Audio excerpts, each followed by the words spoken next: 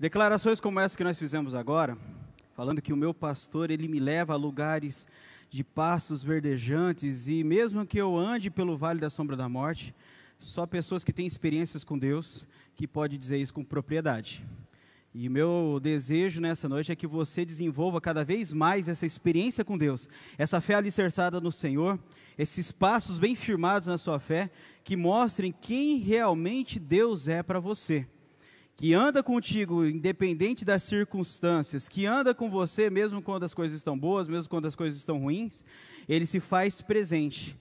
Há sempre aquela história que eu me lembro quando a pessoa estava andando pela areia da praia e ela visualizava e tentava perguntar onde o Senhor estava. E Deus disse para ela que estava conduzindo nos seus braços, por isso ao olhar para trás ela via apenas um par de pegadas. Deus faz isso conosco, Ele nos leva em seus braços, Ele nos fortalece e nos conduz. E é por isso que nós começamos, na semana passada, a tratar sobre esse tema, firme seus passos na fé. Para que vocês entendessem a importância de ser fortalecido no Senhor e na força do seu poder, como diz em Efésios capítulo 6, e experimentar essa intensidade, essa proximidade com Deus, como nós vemos nesses homens e mulheres que temos registrado na palavra do Senhor. O pastor Edson, então, ele disse na semana passada, que para nós firmarmos os nossos passos na fé, nós precisamos fazer a escolha certa. E através dessa escolha certa, analisar a proposta, a escolha e as consequências. E eu quero ler com vocês hoje o texto que está em 1 Pedro capítulo 2, versículo 2 e 3, para nós estudarmos e conhecermos um pouquinho da palavra do Senhor.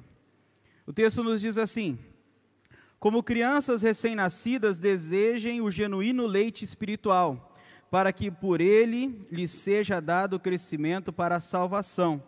Se é que vocês já têm a experiência de que o Senhor é bondoso. Até aqui. Pedro escreve essa carta de maneira a que alcançasse o máximo de cristãos possíveis da sua época. É chamada de uma carta circular que foi escrita em cerca de 62 a 64 depois de Cristo. Segundo a história secular, Pedro foi martirizado em 64. Pelo imperador Nero, que era imperador de Roma na época. Essa carta foi escrita para 5 províncias romanas na Ásia Menor, que hoje é a atual Turquia. E ela foi escrita para cristãos que estavam passando por perseguição. Pedro estava incentivando eles a ficarem firmes na fé, a manter o coração fortalecido em Cristo, mesmo em frente das dificuldades, das adversidades que aquelas pessoas estavam passando. Então, eu vejo nessa carta uma ação para nós, porque essa mensagem é para você que aceitou a Cristo há pouco tempo, e está conosco aqui, está sendo fortalecido na fé, está conhecendo ao Senhor, mas também é para você que já tem uma carreira de fé antiga. Essa palavra é para você que inicia hoje uma campanha na Terça da Esperança, mas para você também que já faz um tempo que está fazendo campanha e já tem uma experiência de resposta de oração, já sabe quem Deus é para você e sabe como Deus tem agido na sua vida. É para você que está se sentindo perseguido, para você que está se sentindo oprimido, angustiado e está buscando em Deus uma alternativa, uma resposta, uma direção no meio dos seus problemas. Essa palavra de hoje é para você, para mim, que quer ser fortalecido no Senhor e quer firmar os passos na fé, crescendo na salvação. Pedro diz isso, nessa passagem que nós lemos agora, sobre crescer na salvação. E lógico que na hora que eu li esse texto e nos foi proposto, eu já imaginei que há ali uma semelhança, e Pedro está fazendo uma correlação entre o crescimento natural e o crescimento espiritual. E tem alguns fatores do crescimento natural que são importantes a gente lembrar. São fatores genéticos e ambientais. Por exemplo, você precisa, para crescer bem, uma criança saudável, ela precisa de uma boa alimentação, cuidado com a saúde, higiene, habitação, os cuidados gerais. E esses cuidados, esses fatores, eles são determinantes para que ela se desenvolva bem ou não. Da mesma forma, nós precisamos também entender que há alguns fatores para o crescimento e desenvolvimento espiritual. Nós precisamos também, de certa forma, nos alimentar, nós precisamos também nos exercitar, nós precisamos buscar conhecer mais ao Senhor, e algumas coisas dessas eu quero dar umas dicas para vocês nessa noite a respeito deste crescer na salvação. Agora, uma coisa interessante que eu percebi é que o tempo da igreja, o tempo de igreja ou de conversão não garantem que você é um cristão maduro. Sabia disso?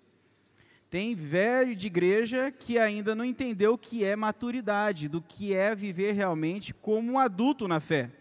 Hebreus capítulo 5, versículo 12, o escritor de Hebreus diz assim: pois quando já deviam ser mestres, levando em conta o tempo decorrido, vocês têm novamente necessidade que alguém lhes ensine quais são os princípios elementares dos oráculos de Deus.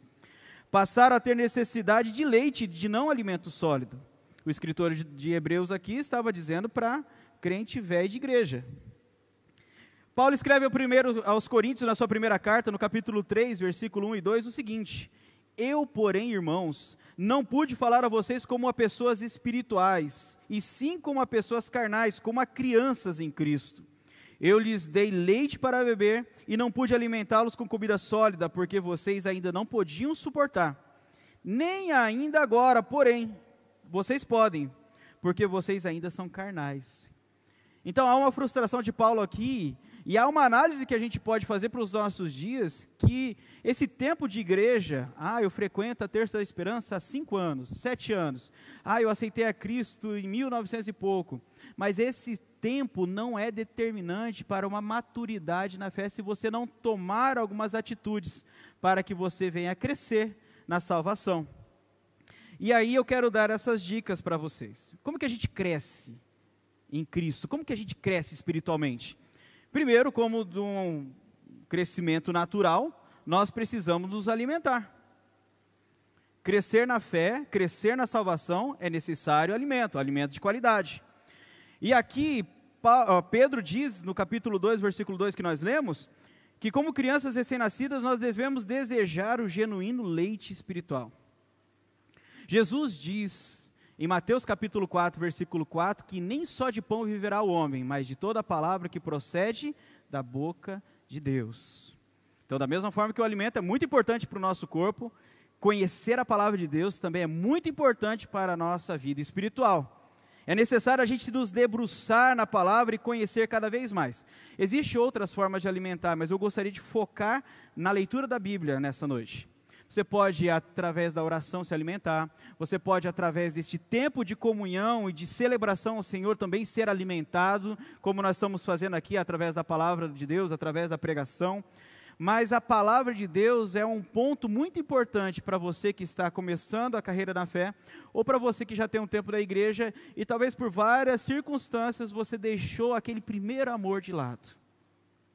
Ler a palavra de Deus não pode ser como você lê um jornal, meu irmão. Você não pode pegar a palavra de Deus e vou ler como se eu estou lendo uma revista, preocupado apenas em passar as folhas. Se você entende que a Bíblia é a palavra de Deus, você precisa ter um tempo de qualidade com ela. E aí aqui está algumas dicas que eu gostaria de trazer para vocês. Quando você for ler a Bíblia, separe um tempo no qual você tenha privacidade, tranquilidade. Tire o celular de perto. Tire as distrações de perto. Se você gosta de acordar cedo, acorda meia horinha mais cedo, acorda 10, 15 minutinhos mais cedo, 1 hora mais cedo, depende do tempo que você tem disponível. Coloca a sua Bíblia em cima da mesa, num lugar onde que você não fique muito confortável, porque dependendo do horário que você escolher, você vai ter sono. Ore ao Senhor antes, dizendo: Deus, fala comigo através da Tua palavra. Ministra ao meu coração através do Teu Espírito Santo. Eu creio que aqui está a Sua palavra para mim. E ao fazer isso, leia a palavra com intencionalidade. Quando eu digo com intencionalidade, é você observar linha por linha, palavra por palavra, para ver aquilo que o Espírito Santo tem para dizer para você. Não sei se você já teve essa experiência, eu sempre pergunto para algumas pessoas a respeito disso. Sabe aquele versículo que você conhece de cor e salteado? Você sabe de cor e tudo mais? E num momento de dificuldade, ou num momento específico da tua vida, você lê este versículo de novo, e ele fala contigo de maneira diferente? Você já teve essa experiência? Isso é o Espírito Santo falando contigo, através da palavra. É o Espírito Santo trazendo à tua consciência uma direção específica e clara, através da palavra de Deus, mostrando aquilo que Ele quer te revelar. Então, quando você for se alimentar da palavra, separe este tempo específico. antes de dormir, depois que as crianças já dormiram, se você tem criança em casa, separa aquele tempo de qualidade, ou no período da tarde. Ah, pastor, não posso ter muito tempo, eu tenho uma agenda bem corrida. Ok, separa 10 minutos, mas que seja os 10 minutos mais importantes do seu dia. Um capítulo que for, mas um capítulo bem lido.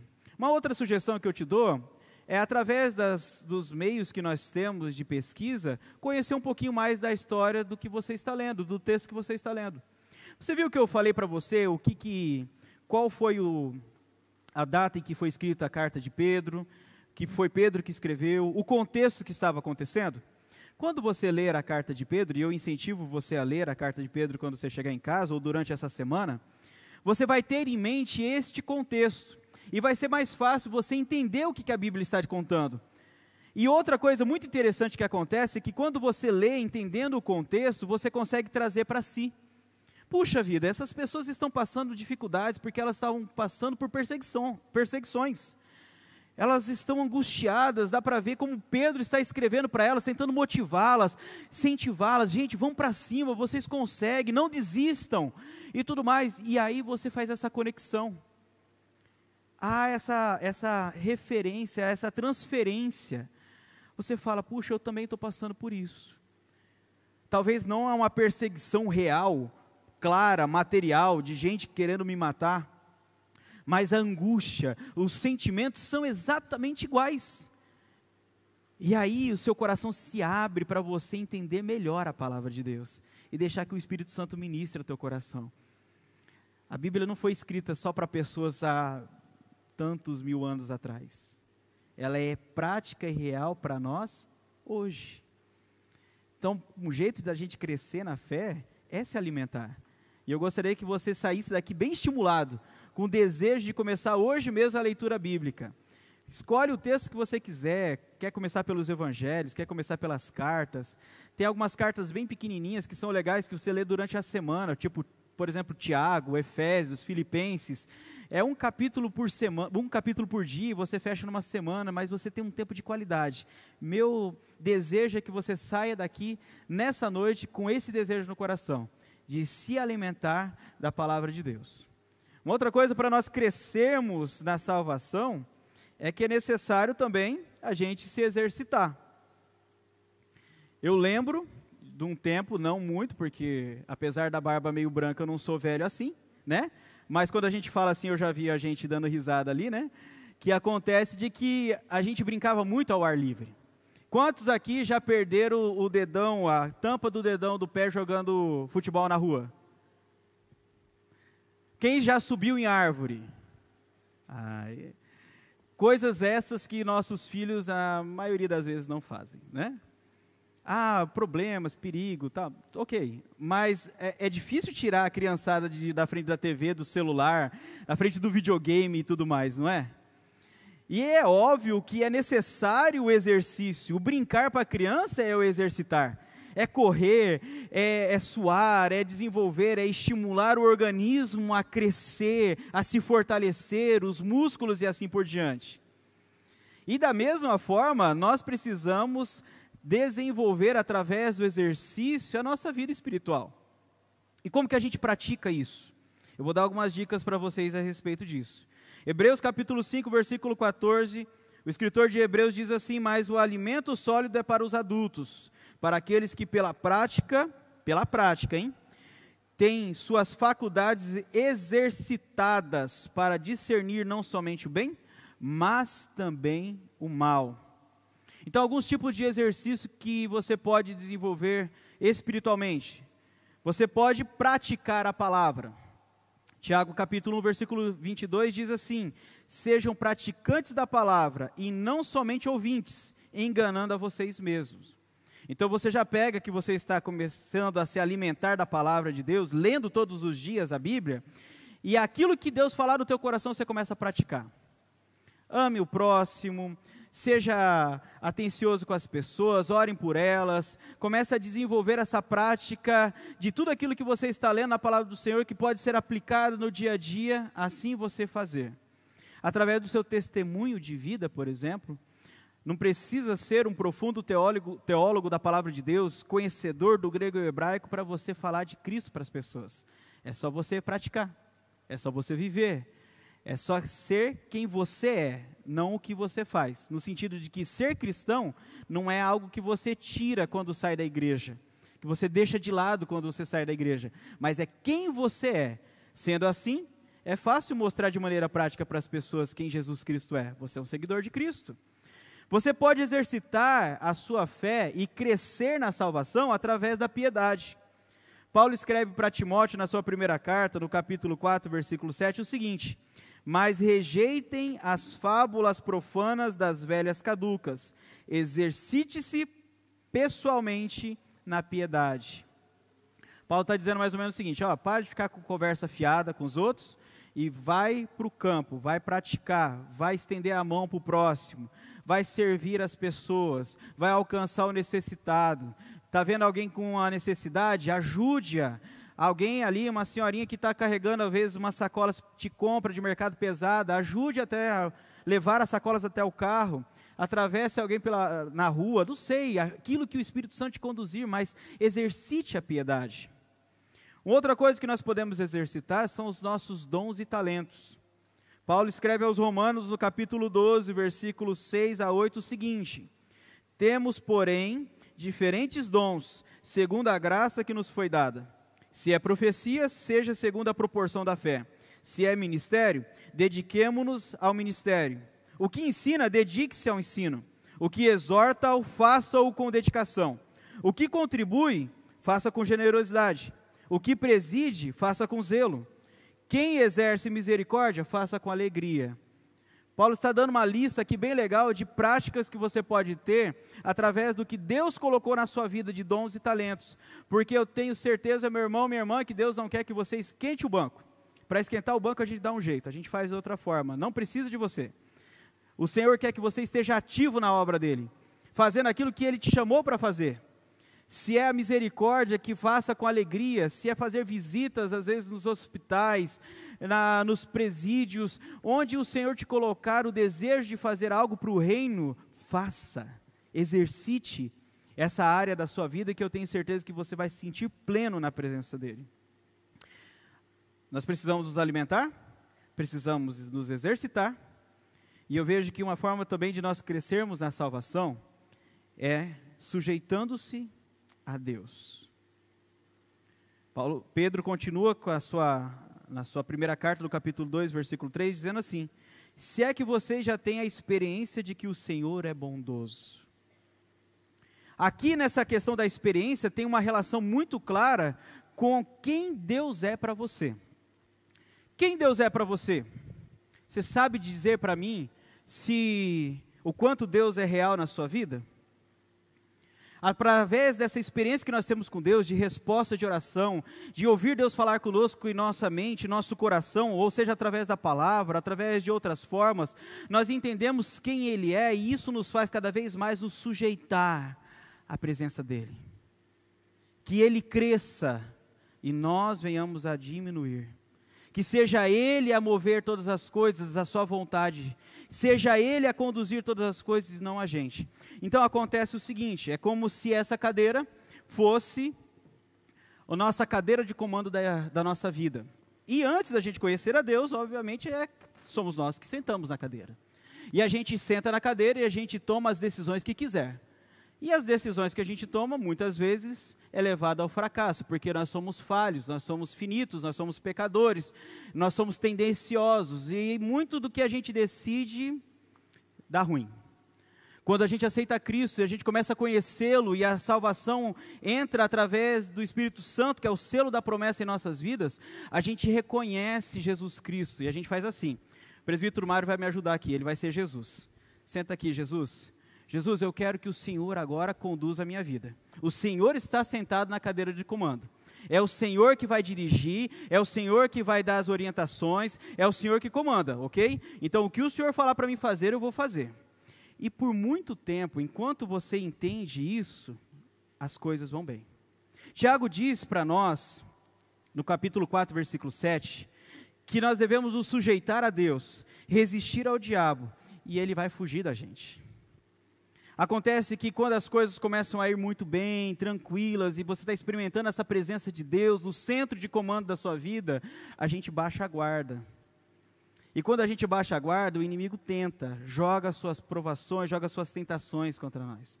E aí acontece muitas vezes o seguinte: aquilo que você está ansiando, aquilo que você está precisando, aquilo que você está carecendo, o diabo joga na bandeja para você, põe na mesa. Às vezes é uma questão financeira. E surge para você aquela oportunidade de você ter dinheiro fácil. Puxa, era a minha resposta de oração. Era o que eu estava precisando. Não parece muito lícito, né? Não parece muito certo. Eu acho que eu não devo fazer, né? Eu acho que é errado. Seja o Jesus que vai conduzir, é Ele que está na cadeira de comando. Poxa, mas eu estou precisando tanto, está tão difícil essas coisas, eu acho que... Mas eu tenho orado tanto, sabe? Às vezes é a direção de Deus para mim. Será que eu deveria aceitar? Eu estou tão em dúvida quanto a isso. Quer saber? Eu vou aceitar. Às vezes Deus está me dando direção para essas coisas mesmo. E aí, se caso vier de fonte errada, a gente dá um jeito, mas eu vou pegar isso mesmo. E aí, novamente, a gente está na cadeira de comando. E quando a gente faz isso, a lei da semeadura é clara. Aquilo que a gente planta, a gente colhe. E as consequências são desastrosas. Nós podemos louvar a Deus pela vida do Mário? Com uma salva de palmas? Obrigado, filho. Por isso, meus irmãos, é importante a gente se sujeitar ao Senhor. Aquele que tem experiência e quer afirmar os seus passos na fé, ele mantém firme essa convicção de que quem dirige a vida é Jesus Cristo. E a gente não pode abrir mão disso, a equipe de louvor pode subir. Nós não podemos abrir mão disso. Quando você vai se alimentando cada vez mais em Deus, e vai conhecendo mais a Ele através da palavra e através do manual do fabricante, que é a palavra de Deus, Ele vai te ensinando como você deve se portar, você vai praticando isso, você vai desenvolvendo essa prática espiritual diária com Deus, fica mais fácil ainda de você se sujeitar a Ele, e dizer: Senhor, seja Tu conduzindo minha vida, seja o Senhor me moldando, seja o Senhor me levando à Tua vontade, eu quero viver esse centro da Sua vontade em todos os momentos. Ensina-me, Senhor, a crucificar a minha carne, ensina-me, Senhor, a viver submisso ao Teu querer. E sabe o que vai acontecer? Você não vai dar um passo sequer, se o Senhor não te direcionar. É aquela oração rápida. Eu preciso tomar uma decisão, o que eu faço? Senhor Jesus, me mostra, fala comigo, me dá direção, o que eu preciso fazer? E o Espírito Santo, faz assim, filho, diga não, diga sim. Qualquer decisão de tomada vai ser pautada através do Espírito Santo.